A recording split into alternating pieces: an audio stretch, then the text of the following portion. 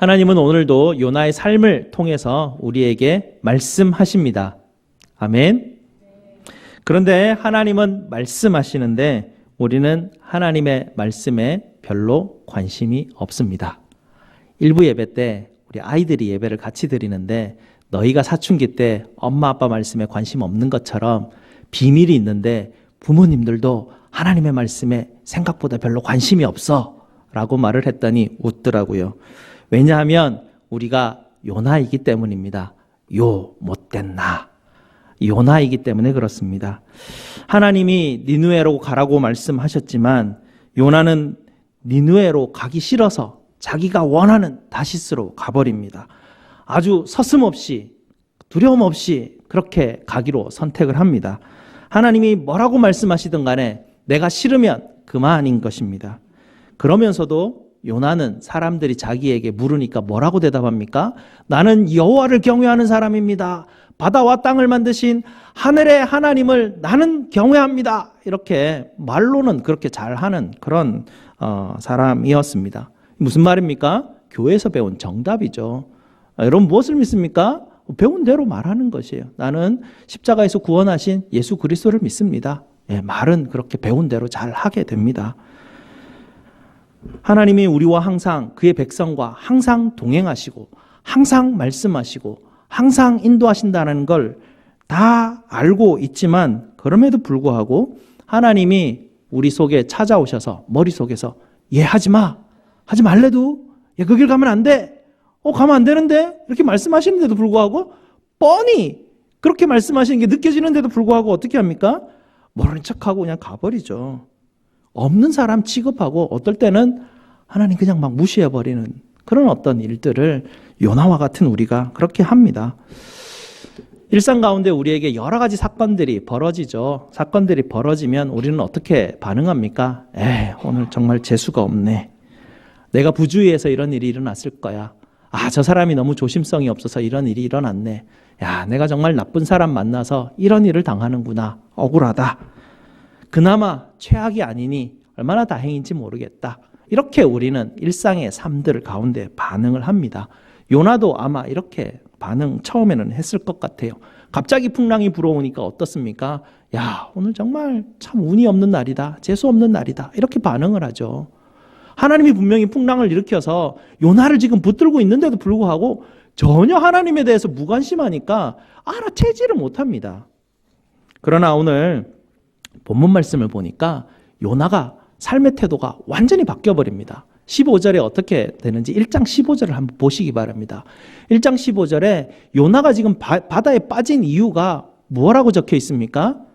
15절에 요나를 누가 들었습니까? 뱃사공들이 요나를 들어서 바다에 던져서 요나는 그렇게 바다에 빠진 사람이 됩니다.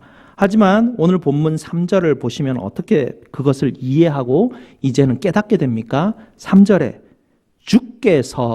주께서 나를 이 깊음의 바다 한가운데 던지셨습니다.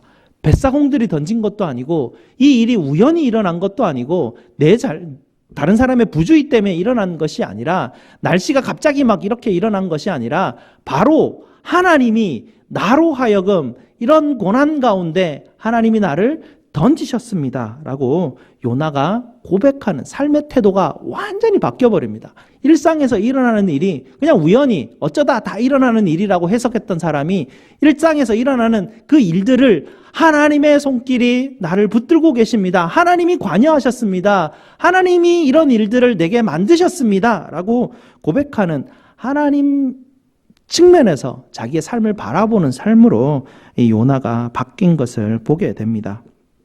요나는 더 이상 판에 박힌 이야기도 하지 않고요. 신학적인 하나님을 고백하지도 않습니다. 더 이상 바다와 땅을 만드신 하늘의 하나님 이렇게 고백하는 것이 아니라 하나님이 나를 찾아오셨습니다. 실제로 죄의 구덩이에 빠져있는 나를 찾아오시고 나를 깨닫게 하시기 위해서 나를 이 고난의 현장 가운데 던지시고 나를 만나셔서 구원하시는 하나님이심을 내게 직접 보이시기 위해서 나를 찾아오셨습니다. 라고 이제는 하나님과 나를 완전히 같이 이렇게 직접 관계하는 그런 어떤 하나님으로 고백합니다. 하나님을 그냥 신학 서적에 있는 어디서 배운, 성경에서 들었던, 설교에서 들었던 그런 남의 하나님이 아니라 나의 하나님으로 요나는 고백하기 시작합니다.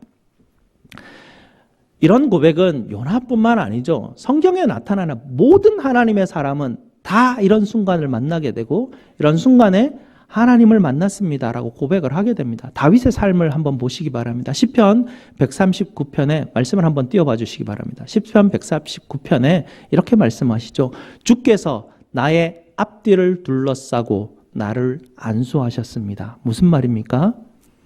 그전에는 내가 삶을 살아가는 동안 그냥 우연히 이런 일들이 발생했는데 알고 보니까 하나님이 내 앞뒤에서 일어나는 모든 사건들이 하나님이 만지시고 하나님의 손길이 나를 안수하시는 그런 가운데 이 일이 지금 벌어지고 있습니다. 이 지식이 너무나 신기하고 기이한데 높아서 내가 다 이해는 할 수 없지만 내 주변에 일어나는 그 다윗이 밧세바 사건 이후에 얼마나 많은 일이 일어납니까? 그 수많은 일들을 통해서 하나님께서 내게 찾아오셨습니다. 내가 주의 영을 떠나 어디로 이제 가겠습니까? 주의 앞에서 내가 이제 피할 곳이 없습니다. 내가 스오레까지 내려와 있지만 하나님은 이곳까지 나를 찾아오셨습니다. 요나의 고백 아닙니까? 요나가 스오레 뱃속까지 내려갔지만 그곳에 하나님이 함께 하십니다라는 고백을 다윗도 하고 있죠. 욥의 고백입니다. 욥은 이렇게 말하죠. 내가 주께 대하여 귀로 듣기만 하였사오니 이제 눈으로 주를 배움나이다 라고 그렇게 고백합니다. 그동안은 어디서 들은 하나님을 그냥 신앙을 고백하고 예배 드릴 때 되니까 예배 드리고 그렇게 삶을 살았지만 이제 욥이 그 고난 가운데서 무엇을 고백합니까? 내가 하나님 만났다는 이야기죠. 하나님이 내게 주시는 음성을 내가 들었다는 이야기입니다. 그래서 이 고난에 하나님께서 던지시고 이 고난 가운데 던지셨던 하나님으로 말미암아서 내가 드디어 하나님의 은혜를 배움나이다 라고 고백을 합니다. 다윗도 욥도 바로 이 스올의 뱃속에서 하나님의 손길을 직접 경험하였다고 고백을 하죠. 조니 에릭슨이라는 여인이 있었습니다. 이 여인이 나이가 17살 때 수심이 낮은지도 모르는 곳에서 알지 못하고 다이빙을 합니다. 다이빙을 하는데 머리가 바위에 부딪혀서 목뼈가 부러지는 사고가 일어납니다. 이 사고로 이 어린 조니는 어깨뼈 이하의 신체 모든 사지가 마비되는 중증 장애인이 되고 맙니다. 이 어린 소녀가 밥도 먹여주어야 되고 또 씻어주어야 되고 대소변도 누군가가 가려주어야 되는 이런 끔찍스러운 삶을 살리라고 한 번도 상상하지 못했던 삶이 그녀에게 닥치기 시작했습니다. 하루아침에 아무것도 할 수 없는 중증마비 환자가 되어버린 것입니다. 이 조니라는 여인이 그 후 3년 동안 정말 방황하고 온갖 고통과 절망과 슬픔 가운데 비명을 지르며 시간을 보내게 됩니다. 자살을 하고 싶었지만 자살조차도 다른 사람의 손을 빌리지 않고서는 도무지 할 수 없는 처절함 가운데 이 조니는 던져졌습니다. 그러다가 갑자기 자기 주변에서 이렇게 울부짖으며 비명을 지르는 이 조니가 너무나 불쌍하여서 계속해서 옆에서 돕는 신디라는 친구가 있었다고 합니다. 3년 동안 계속 옆에서 하나님 말씀 들려주고 말씀 읽어주는 그 아이가 3년이 지난 이후에 어느 순간인가 십자가에 달리신 예수님께서 당하신 그 고통, 예수님도 너와 같이 꼼짝도 할 수 없었다. 마비가 있었던 너처럼 꼼짝도 할 수 없이 우리를 구원하시기 위해서 그곳에서 달리셔서 너보다 더 큰 고통 가운데 그 예수님께서 우리를 구원하시기 위해서 그 고통 가운데 있으셨다라는 말씀이 자기 마음 가운데 그날따라 어떻게 그렇게 깊이 박히는지 그때서야 예수를 만나게 되었다고 합니다. 예수를 만나고 난 이후에 늘 거울을 보게 되면 자기 앞에 나타났던 그 끔찍스럽고 험상궂고 우울에 빠진 그 얼굴이 갑자기 밝은 웃음을 띤 환한 얼굴로 변화가 되는 그 사건을 맞게 됩니다. 조니는 그 이후로 입으로 그림을 그리는 유명한 화가가 됩니다. 그리고 방송을 통해서 전 세계를 다니면서 자기와 비슷한 고난 가운데 있는 사람들에게 예수 그리스도의 복음을 전하는 복음 전도자의 삶을 살아가게 됩니다. 이 조니가 제일 좋아했던 성경 사건이 베네스다 연못가에 있었던 38년 된 중풍병자 사건이라고 합니다. 하나님, 나도 이 중풍병자와 같이 하나님 나도 살려주시옵소서. 그래서 늘 상상으로 자기 몸이 베데스다 연못가에 누워 있다고 생각하고 예수님이 나에게 가까이 온다고 생각하고 늘 처음에는 그렇게 기도했다고 합니다. 그러고 난 다음에 약 한 30년이 지나고 난 다음에 남편과 함께 실제로 예루살렘을 여행을 하면서 베데스다 연못가에 남편이 자기 휠체어를 밀고 가는 그때, 그제서야 한 30년 전에 자기가 기도했던 것이 기억나더라는 것이에요. 그러면서 그가 그 기도를 생각하면서 하나님께서 그때 내 기도를 들으신 것보다 더 좋은 것을 내게 주셨구나라는 것을 그때서야 그녀가 깨달았다고 합니다. 그가 타고 다녔던 휠체어는 그녀를 가두었던 감옥이 아니라 그녀가 타고 다녔던 그 휠체어는 바로 하나님의 놀라운 비밀의 통로를 깨닫는 기도의 자리였다는 것, 그가 그 통로를 통해서 하나님께서 주셨던 정말 상상할 수 없는 신비로운 은혜와 축복으로 말미암아서 그가 받은 그 은혜를 세상에 다니면서 자기와 동일한 고통 가운데 있는 사람들에게 하나님의 복음을 전했더니 얼마나 놀라운 능력이 벌어지는지 자기도 깜짝깜짝 놀란답니다. 그 휠체어를 타고 돌아다니는데 하나님께서 자기를 그 영광스러운 하나님의 도구로 사용하시니 자기가 일어나서 걸음을 걷는 그 기도의 응답보다 이 기도의 응답이 얼마나 더 귀한지 너무나 감사합니다 하고 하나님 앞에 고백을 하면서 그녀가 그 베데스다 그 연못에 앉아서 기다리면서 휠체어야 내가 너를 축복하노라 이러면서 막 그렇게 외쳤다고 해요.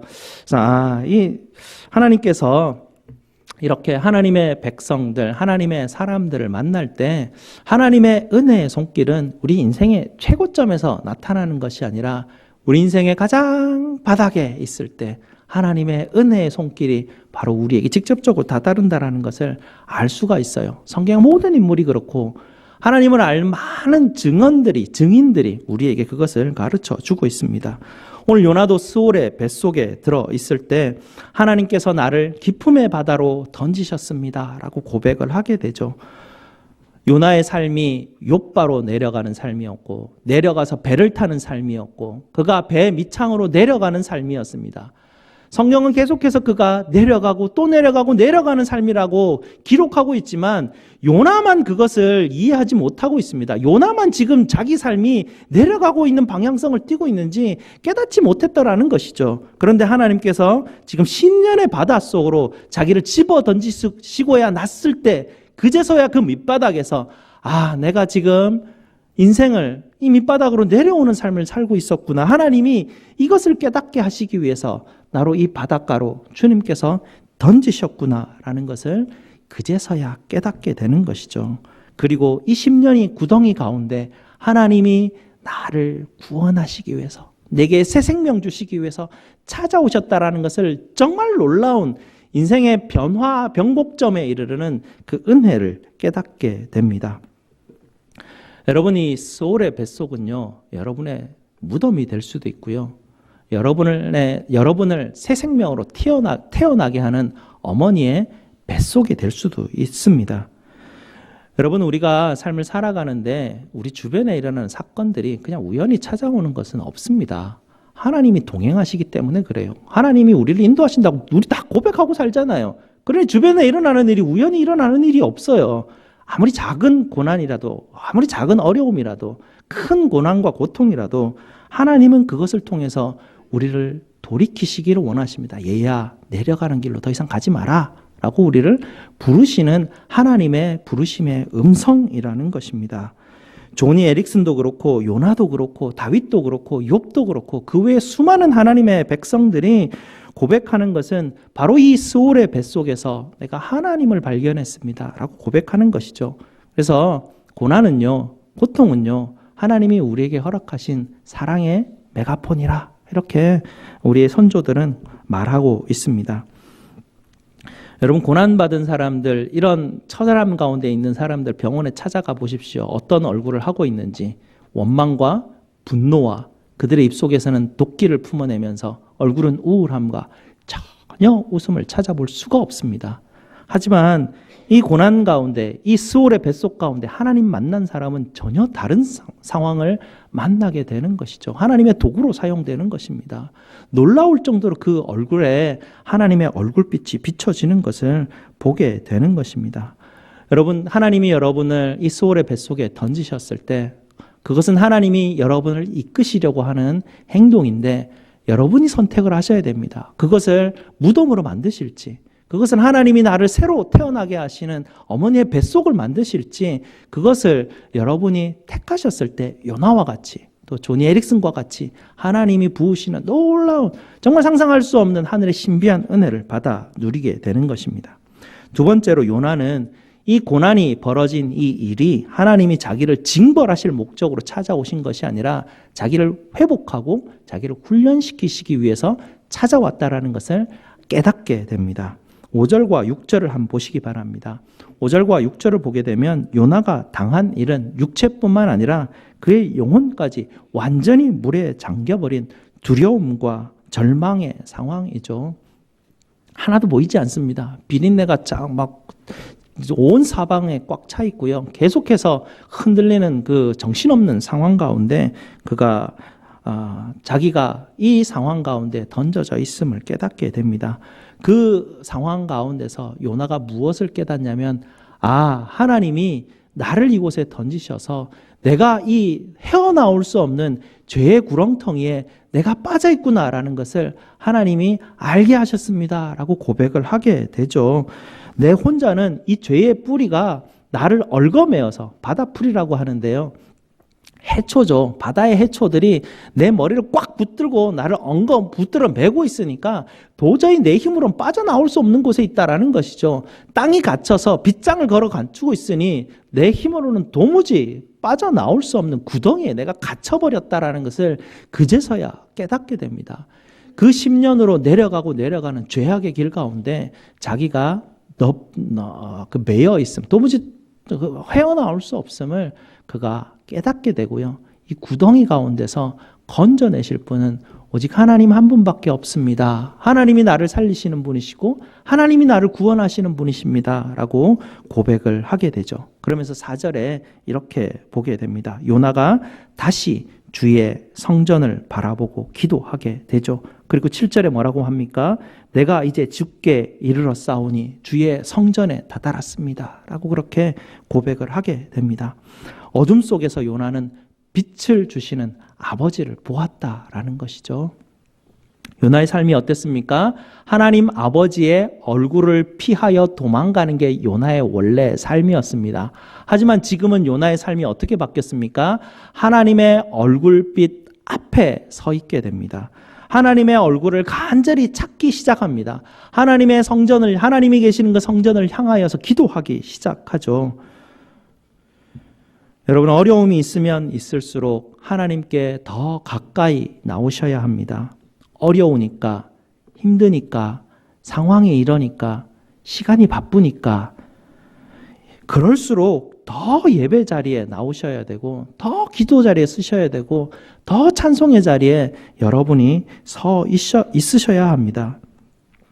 하나님은 이 모든 상황을 통해서 여러분을 자꾸 부르시기 때문에 그렇습니다. 사단은 어떻게 일을 합니까? 하나님이 부르시는 이 고난의 상황에 틈을 타서 합리적인 어마어마한 이유와 사건을 만들어냅니다. 그래서 어떻게 해서든 하나님께 나가지 않게, 어떻게 해서든 하나님께 집중하지 못하게 온갖 합리적인 이유들을 다 우리에게 던져주게 됩니다. 그래서 하나님, 잠시만 시간 주시면 제가 조금 있다가 하나님 예배드리겠습니다.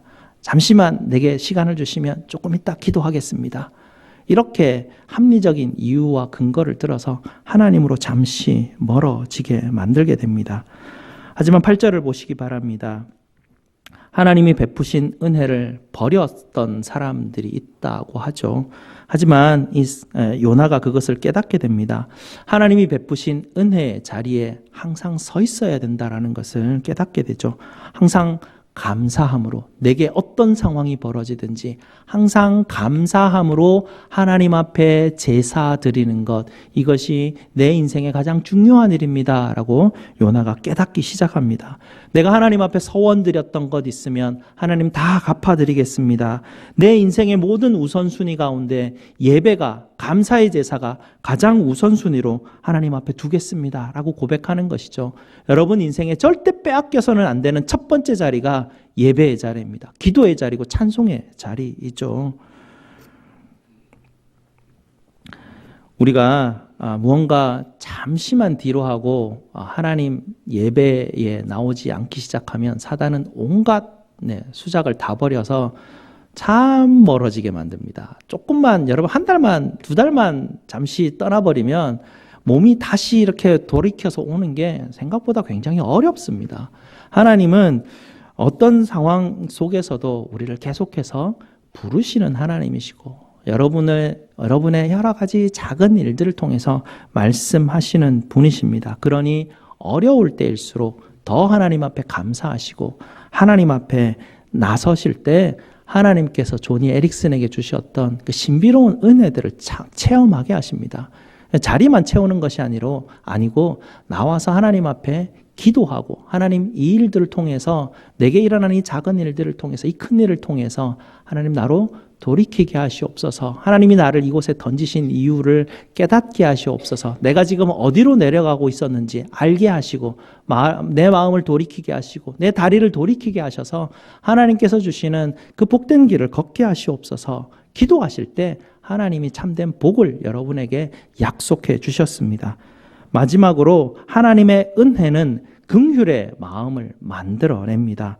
하나님의 은혜를 경험한 사람은 감사로 하나님께 예배할 뿐만 아니라 옆에 있는 사람들을 배려하고 헤아려주고 이해하는 사람으로 변화받는다라는 것이죠. 어느 교회에 부흥사가 오셨는데 이렇게 말씀이 길어지니까 중간에 조금 성도들의 분위기를 전환시키기 위해서 우스갯소리를 하기 시작합니다. 어떤 사람이 그 부인에게 한눈에 반했다고 합니다. 왜냐하면 그분은 한눈을 볼 수 없었기 때문입니다. 라고 이렇게 웃기기 위해서 그런 얘기를 했는데요. 그 교회 모든 사람들이 아무도 웃지 않았다고 합니다. 그 교회에 한눈이 보이지 않는 사람이 있었기 때문입니다.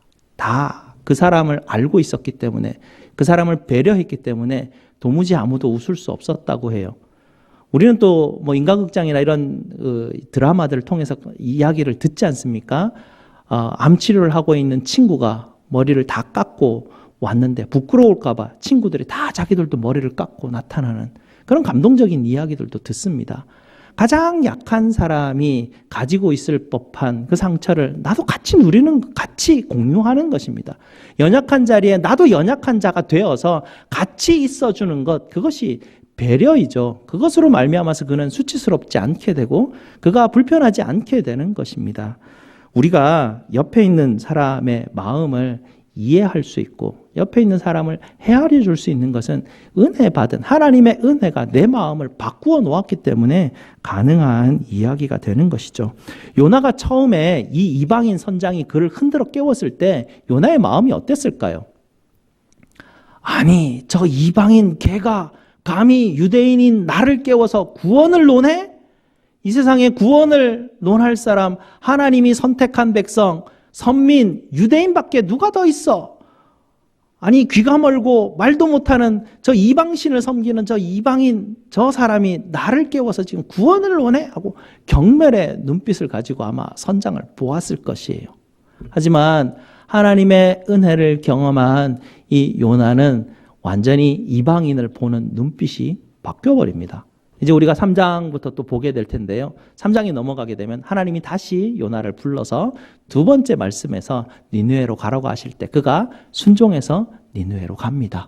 왜냐하면 하나님이 나 같은 죄인도 구원하셨는데 하나님이 나 같은 정말 저 10년 가운데 던져져서 도무지 이방인보다 더 못한 그런 사람인 나도 하나님이 구원하셨는데 이 구원하시는 그 하나님이 이방인도 구원하시기를 즐겨하시는 분이실 텐데 라는 것을 깨닫게 됩니다. 그러고 난 이후에 그가 경멸했던, 그가 가장 싫어했던 이방인이 그의 눈에서 다르게 보이기 시작했다라는 것이죠.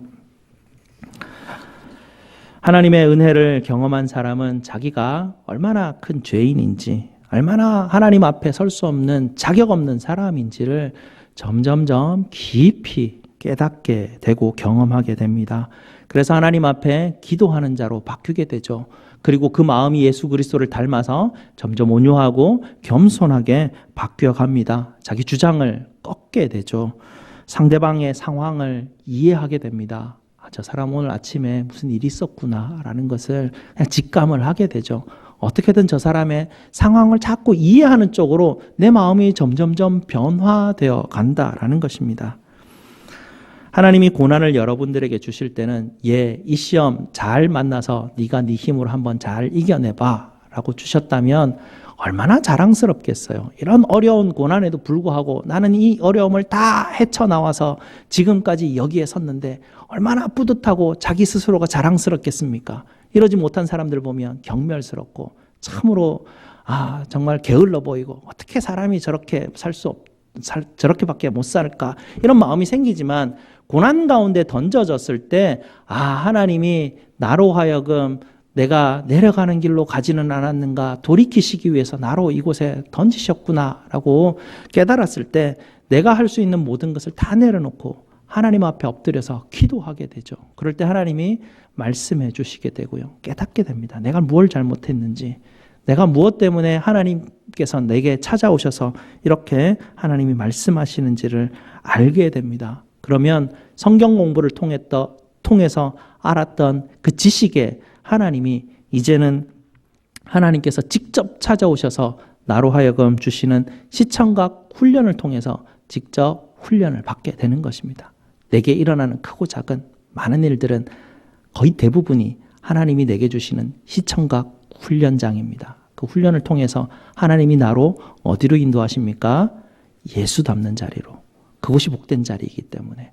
그래서 우리의 마음을 돌이키시기 위해서 내 마음이 예수 닮게 하시고 그곳이 내 마음에 하나님이 내게 부으시는 정말 놀라운 기쁨과 평강의 자리이기 때문에 그렇습니다. 그 평안의 마음을 통해서 상황과 환경에도 불구하고 하나님이 주시는 웃음과 기쁨과 감사가 그곳에 넘쳐나게 되는 것입니다.